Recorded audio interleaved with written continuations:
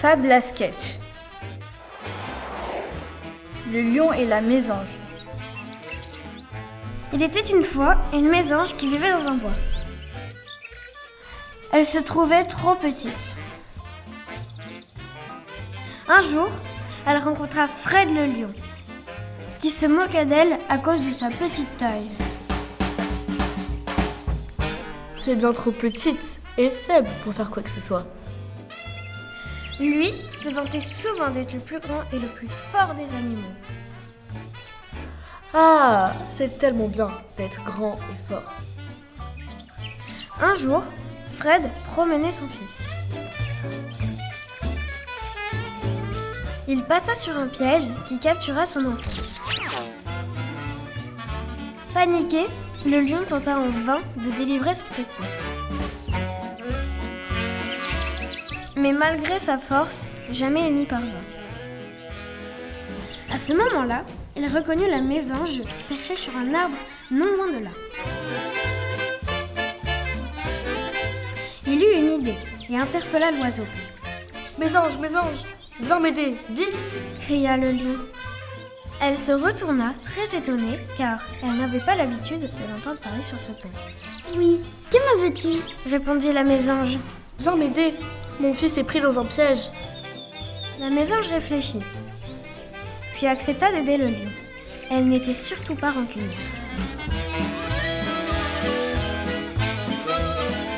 Avec ses fines pattes et son bec, elle réussit à délivrer le lionceau.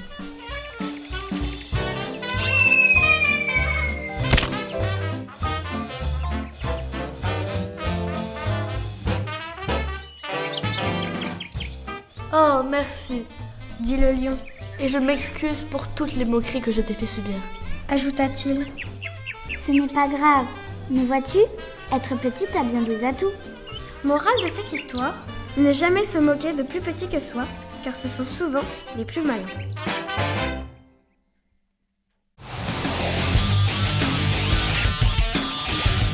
Le chat et le chien.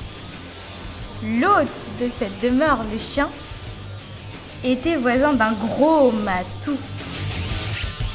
Le chat avait le malheureux défaut de s'appeler Robert. Bien connu dans le quartier, les autres animaux n'osaient pas le défier, vu les bagarres qui se déroulaient quotidiennement.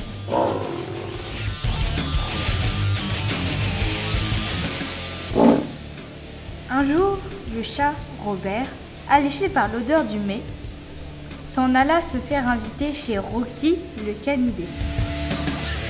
Mon cher monsieur le chien, l'odeur de votre repas m'a ouvert l'appétit. C'est bien gentil, Robert. Je peux vous le laisser. Car depuis que vous êtes arrivé, avec votre prénom qui est un festelaire, je n'ai plus envie de continuer à manger. Le matou se jeta sur l'animal et la bagarre commença.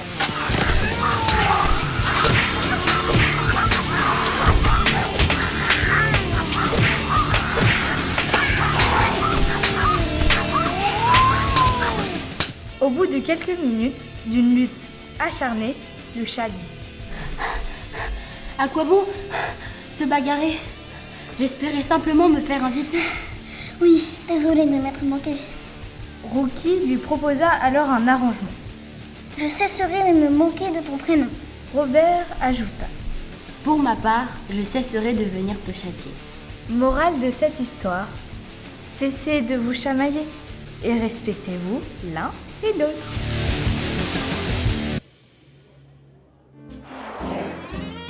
L'ours et l'abeille.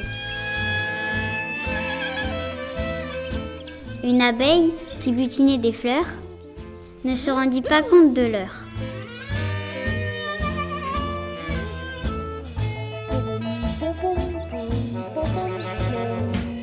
Un ours en profita maintenant pour voler son miel odorant. L'ours se régalait de miel en se dorant au soleil.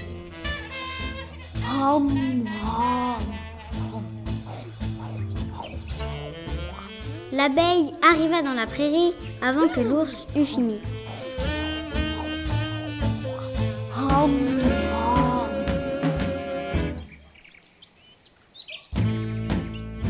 Il partit en courant vers son lit. Mécontente de ce qui s'était passé la veille, l'abeille prépara un piège. Elle partit loin en emportant avec elle le reste de miel. L'ours se réveilla et il sentit l'odeur là-bas. Mais l'abeille avait préparé un piège. Elle était contente de son manège. Et quand l'ours arriva, elle se cacha. L'ours avait toujours faim. L'abeille lui dit : « Grand ours glouton, ne vois-tu pas que je tourne en rond au-dessus de ta tête ? Mais comme tu es bête !» Et l'abeille le piqua aussitôt. L'ours, honteux, promit de ne pas revenir de sitôt.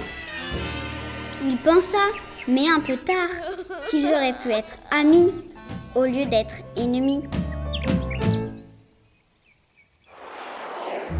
Le rat et l'aigle. Un rat qui cherchait à manger depuis plusieurs heures ne trouvait rien.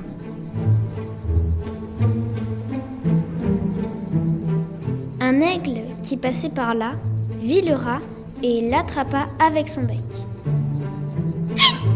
L'aigle se disait qu'il avait un bon festin pour le dîner. Le rat le supplia de ne pas le manger. « S'il vous plaît, ne me mangez pas !» dit-il. « Donne-moi une raison de ne pas te manger !»